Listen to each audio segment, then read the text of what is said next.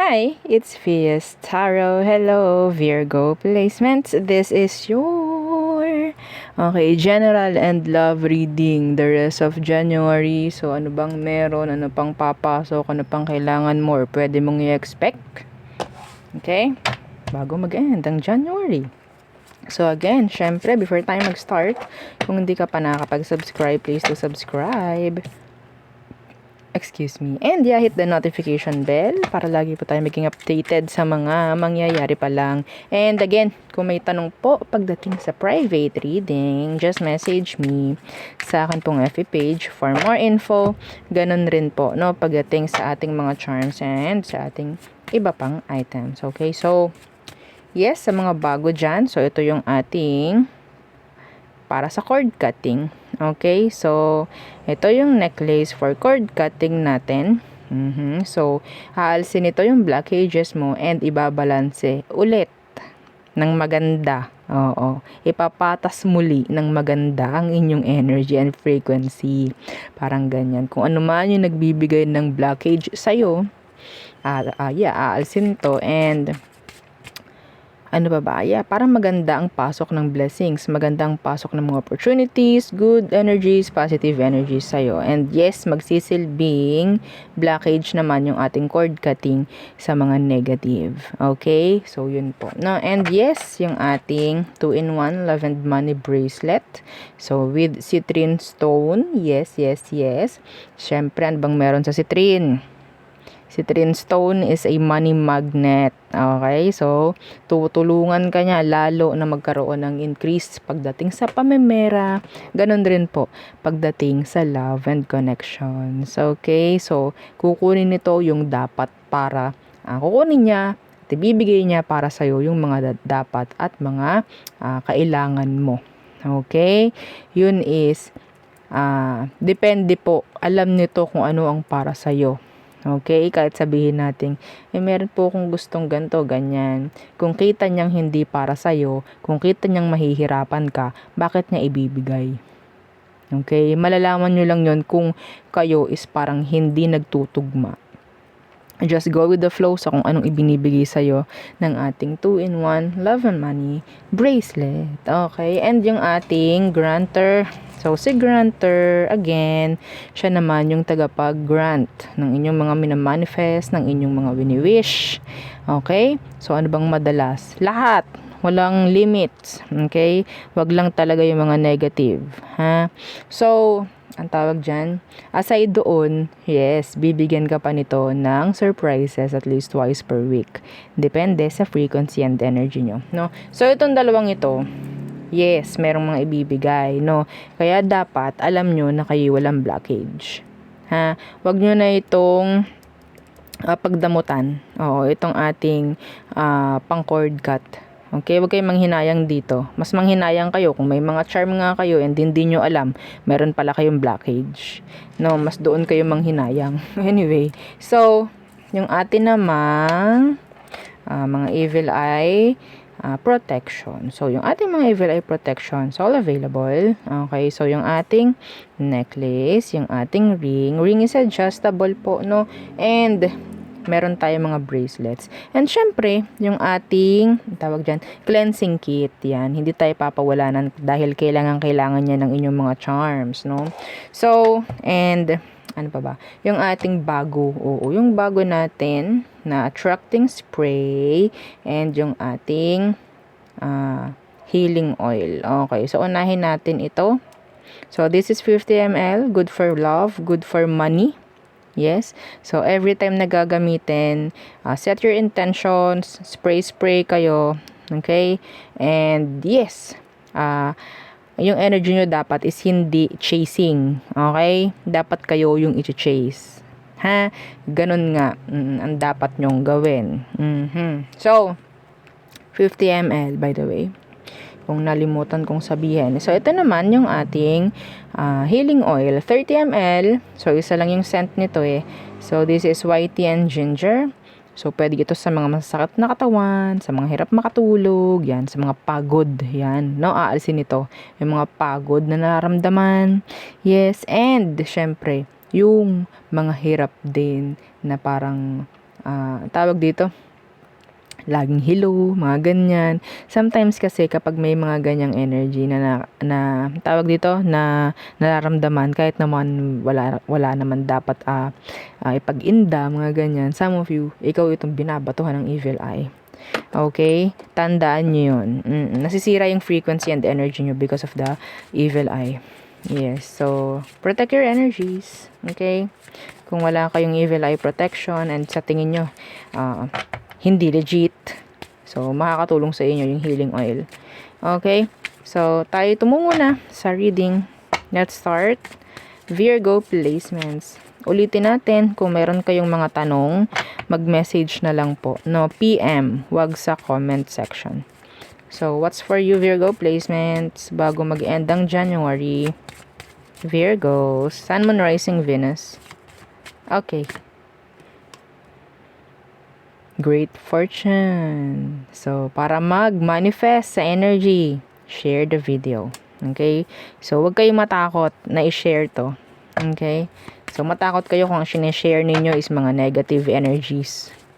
Yeah. Huwag nyo i-share yung mga negative energies. Yes. Kasi pwede mag-manifest yun. Like, makikita ng mga tao na may mga ganito pala, ganito, ganyan. Nandun yung takot, no? So, every time na kayo is takot, wala pa man, na ma-manifest yun. Okay? So, ito, mas maganda yung share kung maganda naman yung mga energy. No? Ganun lang po yun. So, great fortune.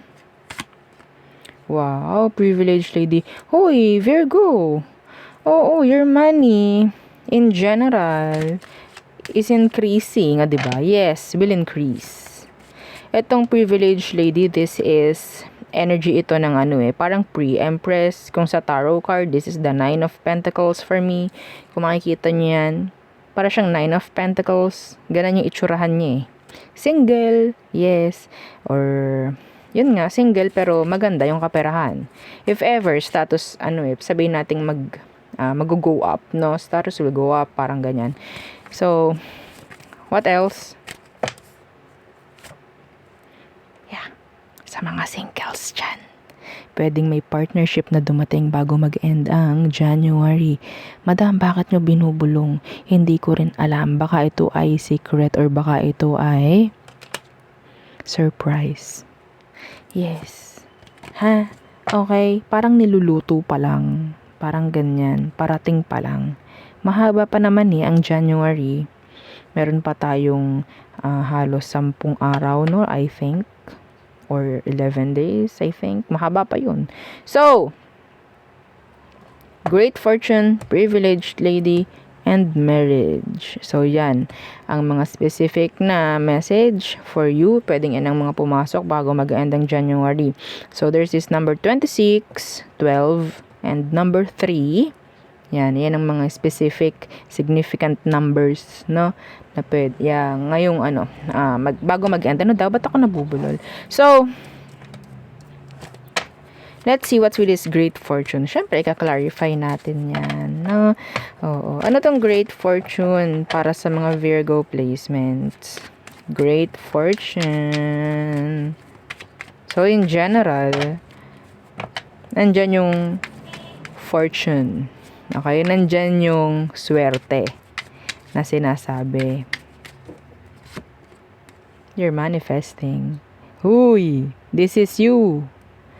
Huy, this is you. You have your 3 of Cups. This is victory, success in all aspects. Okay, so you're manifesting good things na pwedeng dumating pa, humabol pa. Some of you, this could be, partnership. If you're single, okay? Pero specifically, ang nakuha ko dito is something good na pwedeng papasok or magma-manifest bago mag-end ang January. Lalo na kung ikaw itong may charm. Okay? Lalo na kung ikaw itong may charm. Yes. So, this is the right timing talaga to manifest lalo. To wish. Ha? Okay? That's nice. So, what's with this privileged lady? The pribilehiyo, o diba? So, The Eight of Cups. This is ascending energy, transitions. Maybe some of you, this could be telling me na parang regarding work mo. Okay, pwedeng may increase, lalo na kung ikaw tong sobrang sipag mo, no? Okay, may increase, meron ng ibababa na sulat kung sakali, no?